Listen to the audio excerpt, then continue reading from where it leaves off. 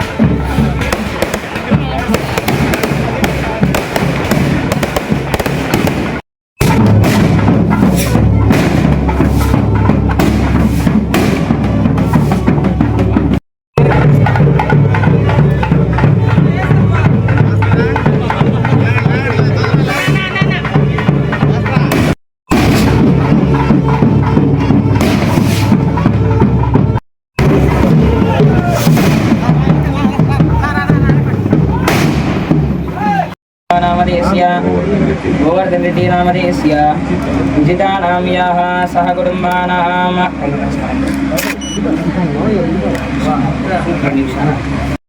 प्रतिष्ठते धान्यं धनं पशुं भोगीर्तिलाभं शतसंवत्सरं दीर्घमायुहोताः श्रीवीराञ्जनेयस्य परः यच्च किञ्चित् जगत् सर्वं दृश्यते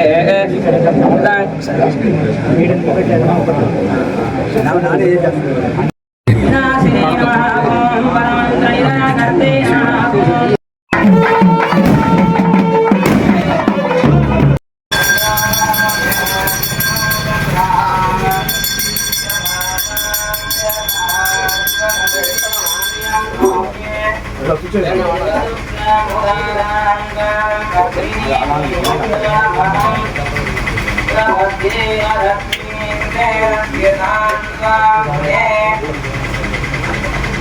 निवारणं समस्तभावं श्री वीराञ्जनेय स्वामी आदोदकं पावनं शुभकं शुभं धनधान्यादि समृद्धिरस्तु सकल सन्मङ्गलानि भवन्तु धान्यं धनं पशुं बहुकीर्तिलाभं शतसंवत्सरं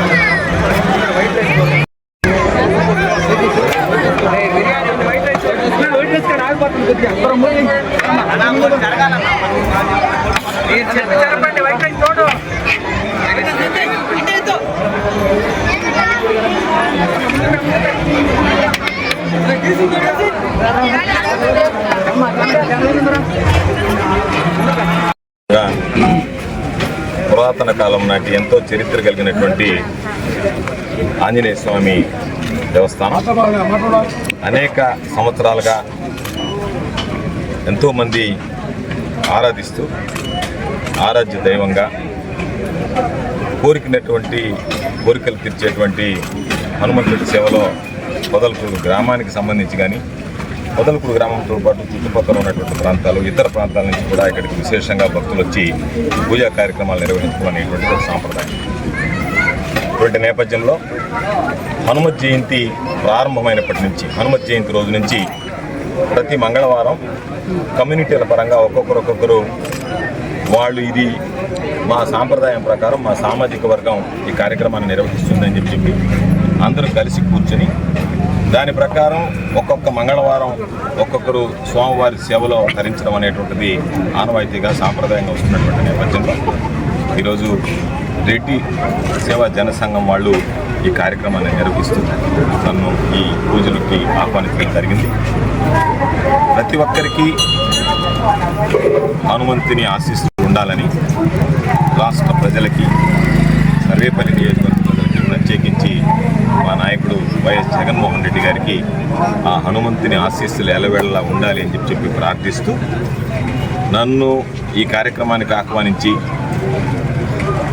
ఆంజనేయ స్వామి దగ్గర ప్రత్యేక పూజలు నిర్వహించేటువంటి అవకాశం కల్పించి ఆయన కృపకి, కటాక్షానికి పాత్రులయ్యేటువంటి అవకాశం కల్పించినటువంటి, ఆయన సేవలో తరించేటువంటి అవకాశం కల్పించినటువంటి రెడ్డి సేవా జనసంఘం ప్రతినిధులందరికీ నా హృదయపూర్వకమైనటువంటి ధన్యవాదాలు తెలియజేస్తూ ఆయన ఆశీస్సులు ఎల్లవేళలా ఉండాలని, తప్పనిసరిగా ఆ స్వామి ఆశీస్సులతో పాటు ఆలయాల అభివృద్ధికి కూడా గతంలో కూడా తిరుమల తిరుపతి దేవస్థానం నుంచి నిధులు సమీకరించి సేకరించి అనేక గ్రామాలలో, దళిత వాడలలో దేవాలయాలు నిర్మించడం జరిగింది. దేవాలయాలు అనేటువంటివి మన సంస్కృతికి చిహ్నం.